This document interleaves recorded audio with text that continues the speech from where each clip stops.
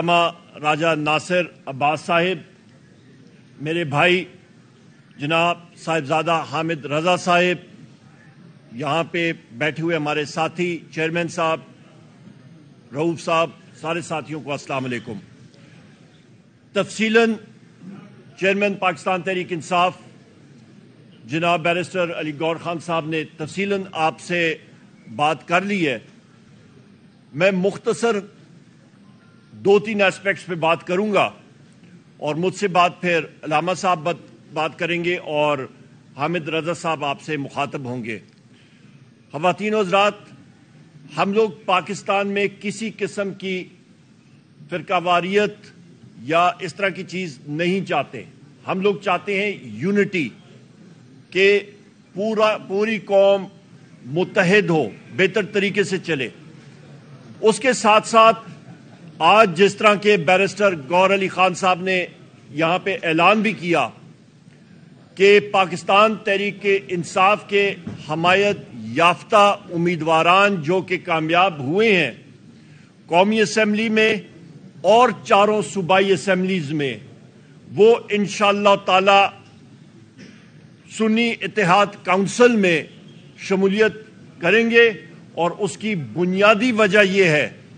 کہ reserve seats کا جو کوٹا ہوتا ہے وہ سیاسی پارٹی کے پلیٹ فارم سے ہوگا، اور اس کے لیے انشاءاللہ تعالی ہماری جستجو ہوگی، اور اس کے ساتھ ملنے سے ہماری جو سٹرینتھ ہے، ہماری تعداد، اس میں مزید اضافہ ہوگا۔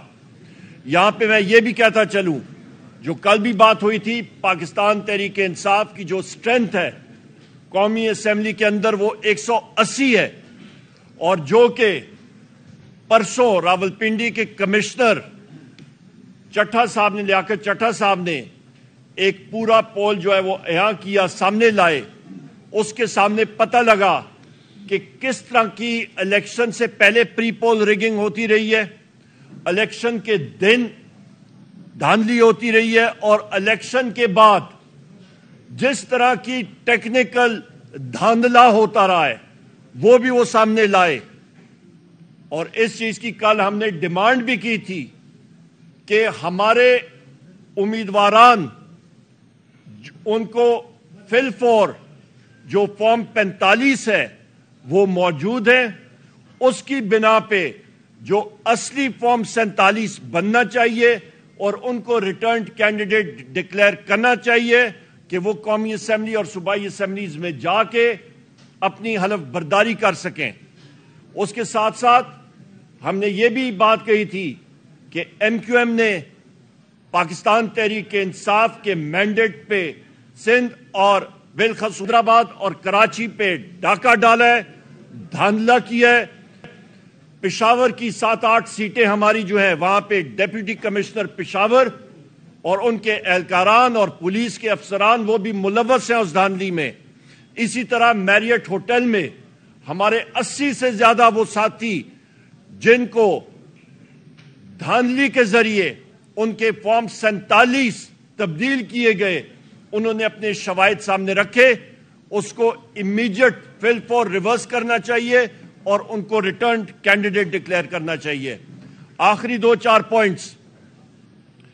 کہ اس امر کے بعد انشاءاللہ تعالی حکومت صوبوں میں اور قومی سطح پہ نیشنل اسمبلی میں پاکستان تحریک انصاف کے ہمارے جو کینڈیڈیٹس آئے ہیں،